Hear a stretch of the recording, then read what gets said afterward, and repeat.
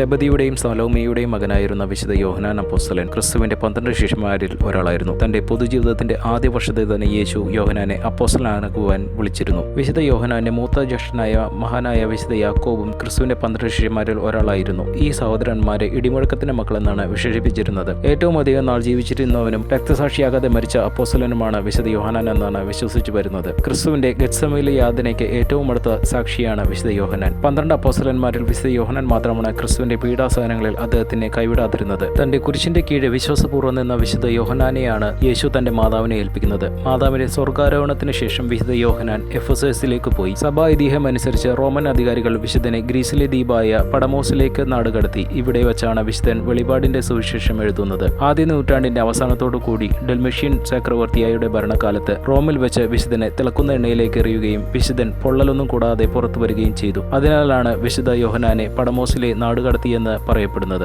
കൊളോസിയത്തിൽ ഈ അത്ഭുതം സാക്ഷ്യം വഹിച്ച എല്ലാവരും ക്രിസ്തുമതത്തിലേക്ക് പരിവർത്തനം ചെയ്യപ്പെട്ടുവെന്നും പറയപ്പെടുന്നു. പുതിയ നിയമത്തിലെ യോഹന്നാനിന്റെ സുവിശേഷങ്ങളുടെ രചയിതാവ് എന്ന നിലയ്ക്കാണ് വിശുദ്ധ യോഹന്നാൻ കൂടുതലും അറിയപ്പെടുന്നത്. പുതിയ നിയമത്തിൽ ഇതുകൂടാതെ വേറെ 4 പുസ്തകങ്ങൾ കൂടി വിശുദ്ധ യോഹന്നാൻ എഴുതിയിട്ടുണ്ട്. വിശുദ്ധ യോഹന്നാനെ കരുണയുടെ അപ്പോസ്തലൻ എന്ന് വിളിക്കുന്നു. തന്റെ ഗുരുവിൽ നിന്നും പഠിച്ച ഒരു നന്മ വിശുദ്ധൻ വാക്കുകളിലൂടെയും മാതൃകയിലൂടെയും പ്രകടമാക്കി. ക്രിസ്തുവിന്റെ ഈ പ്രിയപ്പെട്ട ശിഷ്യൻ AD 98 എഫെസൂസിൽ വെച്ച് മരണമടഞ്ഞു. അവിടെ വിശുദ്ധനെ അടക്കം ചെയ്ത ഒരു ദേവാലയം പണിതുവെങ്കിലും പിൽക്കാലത്ത് ഒരു മുസ്ലിം മസ്ജിദായി പരിവർത്തനം ചെയ്തു. വിശുദ്ധ യോഹന്നാൻ സ്നേഹത്തിന്റെയും വിശ്വസ്തയുടെയും സൗഹൃദത്തിന്റെയും ഗ്രന്ഥകാരന്മാരുടെയും മധ്യസ്ഥ വിശുദ്ധനായി കരുതപ്പെടുന്നു. ചിത്രങ്ങളിൽ പലപ്പോഴും വിശുദ്ധനെ കഴുകനോടൊപ്പം നിൽക്കുന്നത് സുവിശേഷകനായി ചിത്രീകരിച്ചിരിക്കുന്നത് കാണാം. സുവിശേഷത്തിൽ അദ്ദേഹത്തിനുള്ള ഉന്നതിയെയാണ് ഇത് പ്രതിഫലിക്കുന്നത്.